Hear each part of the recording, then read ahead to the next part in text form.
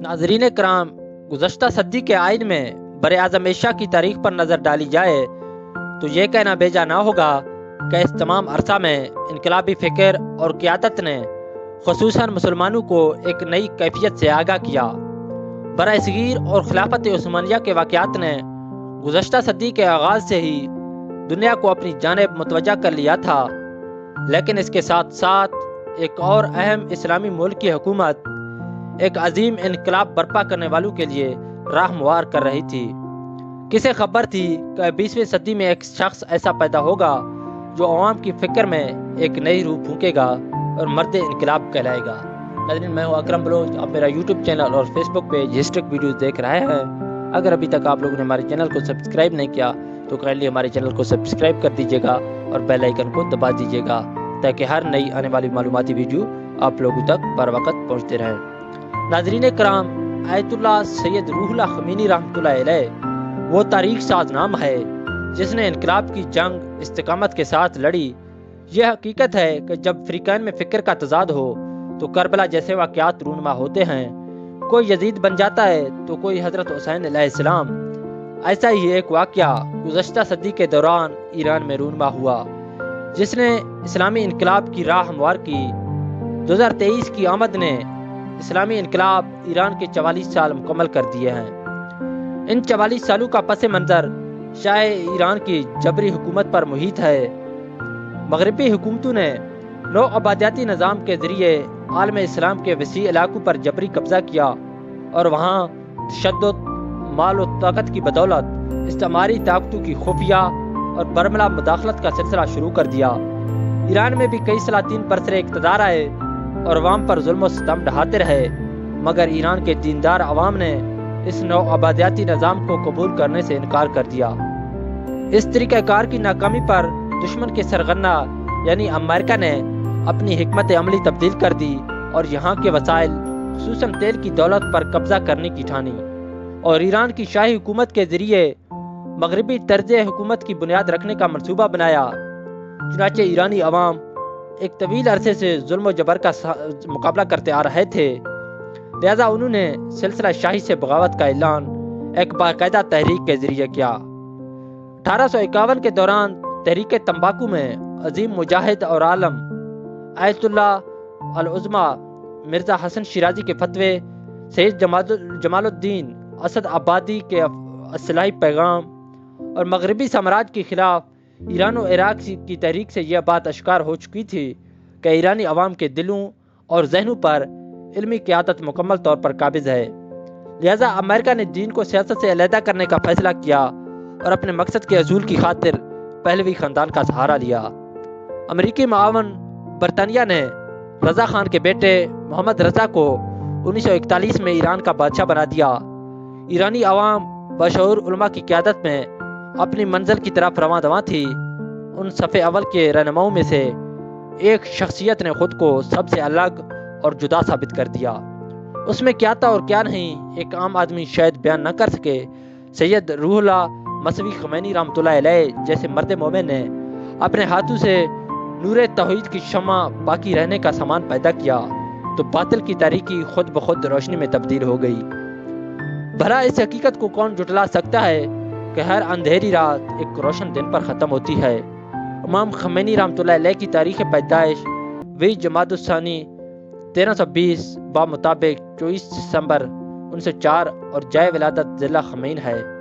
آپ رحمۃ اللہ علیہ کی والد گرامی مرحوم آیت اللہ سید مصطفیٰ مسوی رحمۃ اللہ علیہ آیت اللہ العظمی مرزائے شیرازی رحمۃ اللہ علیہ کے ہم اثر تھے اور نجف میں کئی سال اسلامی علوم حاصل کر کے درجہ اجتہاد پر فائز ہوئے۔ حکومت وقت کے خلاف حق پرستی کی حمایت کا صلہ شہادت کی صورت میں آپ رحمۃ اللہ علیہ کو دیا گیا۔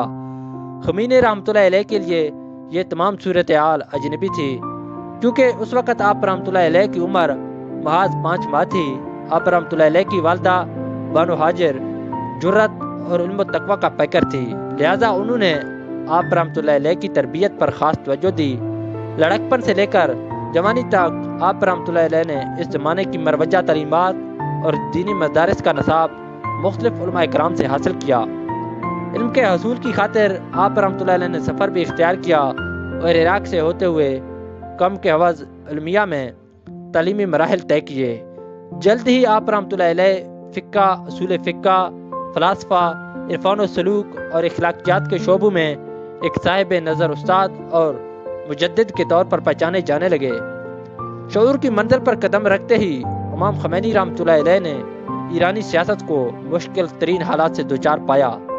امام خمینی رحمۃ اللہ علیہ کی اعلانیہ سیاسی جدوجہد کا آغاز اس بل کی منظوری پر ہوا جسے امیر سعد اللہ کی کابینہ نے منظور کیا تھا۔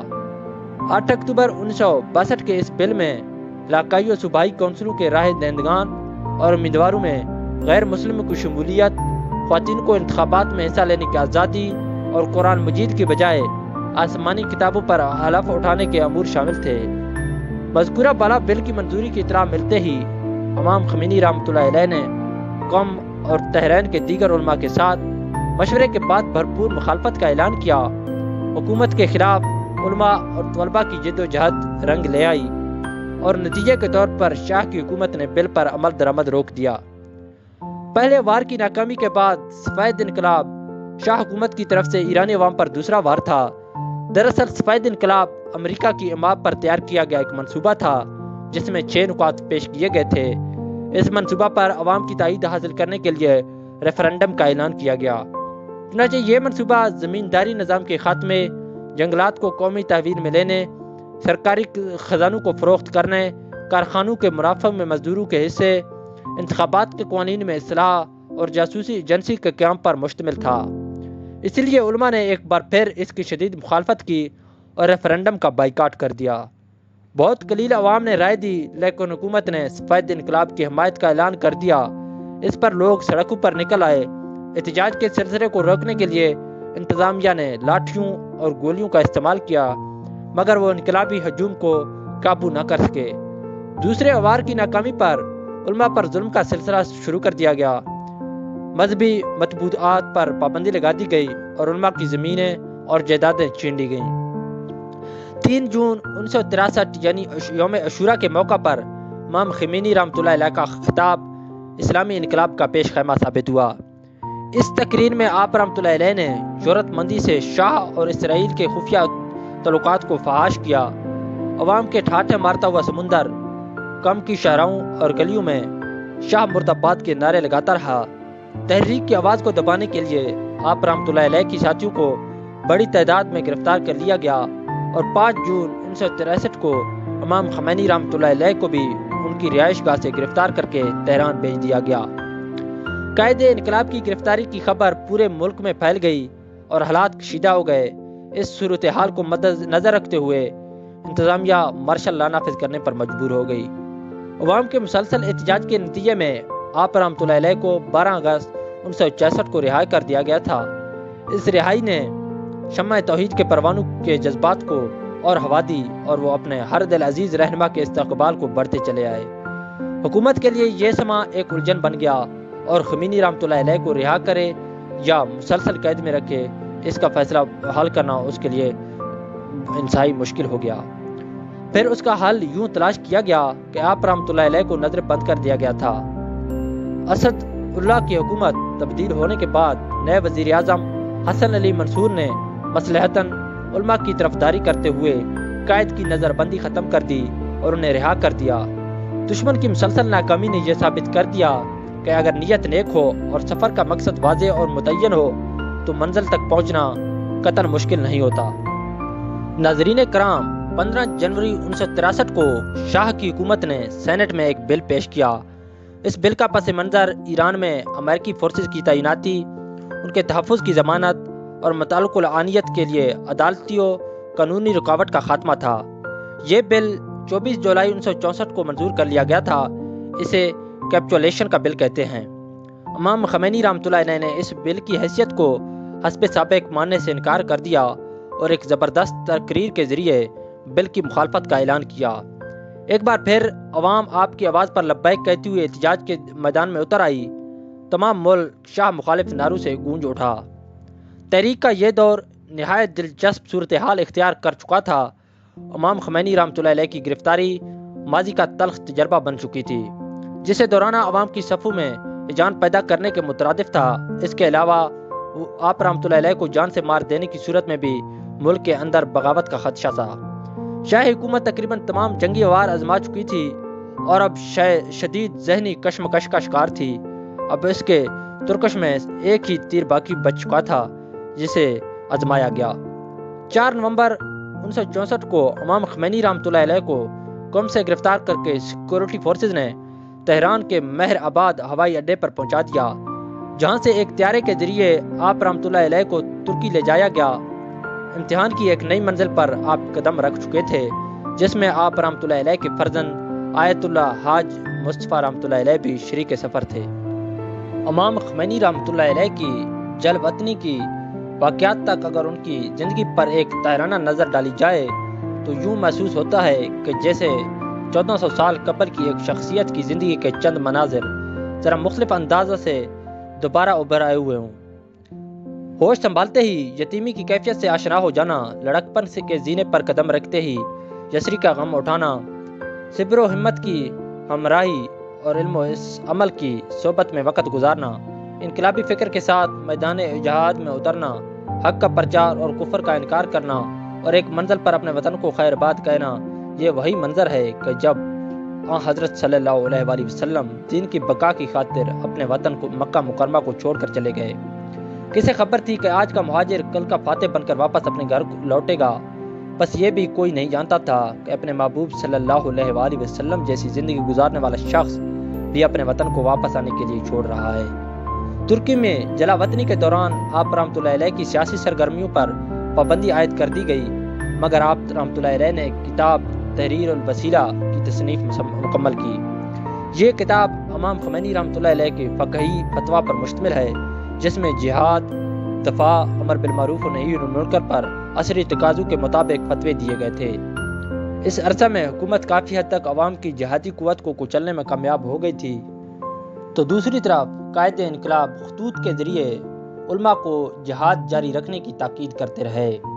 4 اکتوبر 1965 کو ترکی کی حکومت نے مذہبی حلقوں کے دباؤ میں آ کر آپ رحمۃ اللہ علیہ کو عراق بھیج دیا۔ نجف میں بھی آپ رحمۃ اللہ علیہ ایرانی علماء کو بذریعہ قلم مشن جاری رکھنے کی ترغیب دیتے رہے۔ 1970 کے آغاز میں اسلامی حکومت کے موضوع پر درس کا آغاز کیا، بعد میں یہ کتابی شکل میں شائع ہو کر ایران، عراق اور لبنان پہنچے۔ اس کتاب میں انقلابی اور جہادی مقاصد کو بیان کرنے کے علاوہ اسلامی حکومت کی فقہی، اصولی اور عقلی بنیادوں پر تشریح کی گئی تھی۔ ادھر ایران میں شاہ بھرپور انداز سے اپنی تہذیب کے فروغ میں مصروف عمل تھا۔ غیر ملکی ثقافت کا پرچار، امریکی اور یورپی کمپنیوں کے ہاتھوں ایران کے تیل کے ذخائر کی لوٹ کھسوٹ اور امریکی سراغ رساں ایجنسیوں اور فوجی اڈوں کے قیام جیسے مقاصد اس کے منصوبے کا حصہ تھے۔ اپنے رہبر کی غیر موجودگی کے باوجود ایرانی قوم ہر سال 5 جون کو یوم تحریک انقلاب کا جشن منانے کے ساتھ جہاد کا بھی عہد کرتی رہی۔ 1977 میں امام خمینی رحمۃ اللہ علیہ کے فرزند آیت اللہ مصطفیٰ رحمۃ اللہ علیہ کی شہادت نے ایران کے مذہبی معاشرے کی تحریک کا ازر سے آغاز کر دیا۔ بیٹے کی شہادت پر امام خمینی رحمۃ اللہ علیہ کا صبر و استقلال قابل تعریف تھا۔ بھلا حسین کے ماننے والے بھی اپنے فرزند کو قربان کرنے سے پیچھے ہٹتے ہیں؟ بس ادھر عوام کی قوت سڑکوں پر نکلی، ادھر شاہ کی گولی چلی۔ جمشید، آموزگار اور جعفر شریف امامی جیسے پٹھوں نے حالات پر قابو پانے کی کوشش کی مگر ناکام رہے۔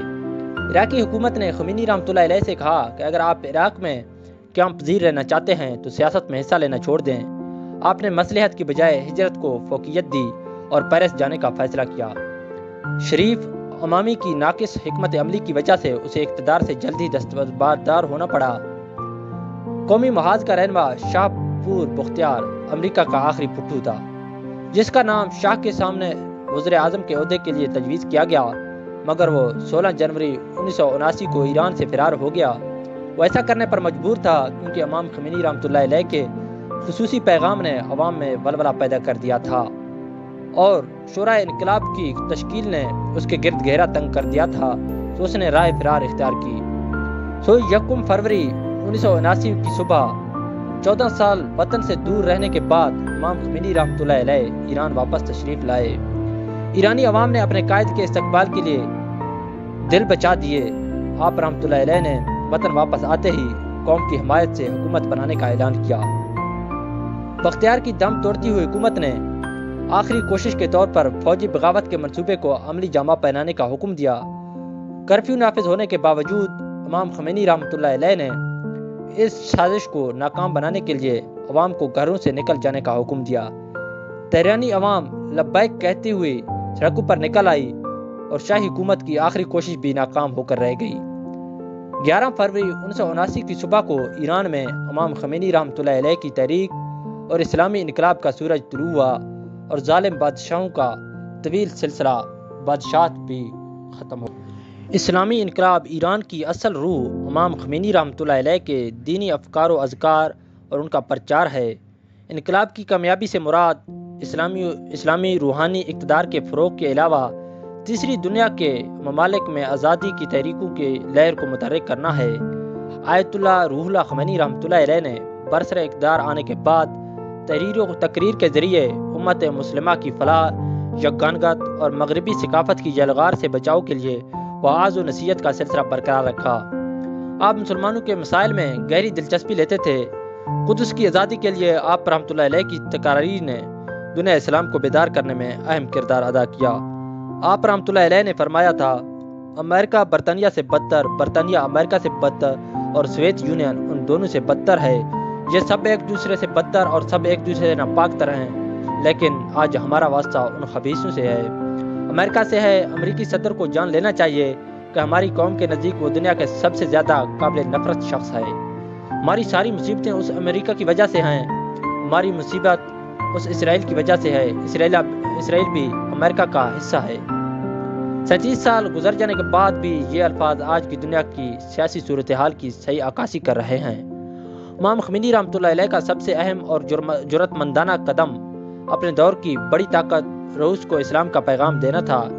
یہ واقعہ بھی اس واقعے سے مماثلت رکھتا ہے کہ جب نبی پاک صلی اللہ علیہ وآلہ وسلم نے روم اور ایران کے بادشاہوں کو دعوت اسلام دی تھی۔ امام رحمۃ اللہ علیہ نے روس کے صدر گورباچوف کو آگاہ کیا تھا کہ ان کے ملک کا حقیقی مسئلہ نجی ملکیت اور اقتصادیت کا نہیں، بلکہ اصل مسئلہ خدا پر ایمان نہ لانا تھا۔ اس حقیقت کا خود اعتراف روسی صدر نے امام رحمۃ اللہ علیہ کی رحلت کے بعد کیا تھا۔ بقول گورباچوف، امام خمینی رحمۃ اللہ علیہ کا پیغام میرے ذہن پر نقش ہے کہ انہوں نے کہا تھا کہ میں عنقریب مارکسزم کو تاریخ کے عجائب گھر میں دیکھ رہا ہوں۔ اگر ہم ان کی دور اندیشی کو سنجیدگی سے سنتے یا سنجیدہ لیتے تو آج ہم اس حالات کو نہ پہنچتے اور ملک کی یہ حالات نہ ہوتی، گرچہ روس کی موجودہ حالت داخلی اسباب کی بنا پر ہے۔ المختصر، امام خمینی رحمۃ اللہ علیہ کا کردار ہر مسلمان کے لیے نمونہ عمل ہے اور ہر نوجوان کے لیے ایک پیغام ہے۔ ناظرین، اگر آپ لوگوں کو ہماری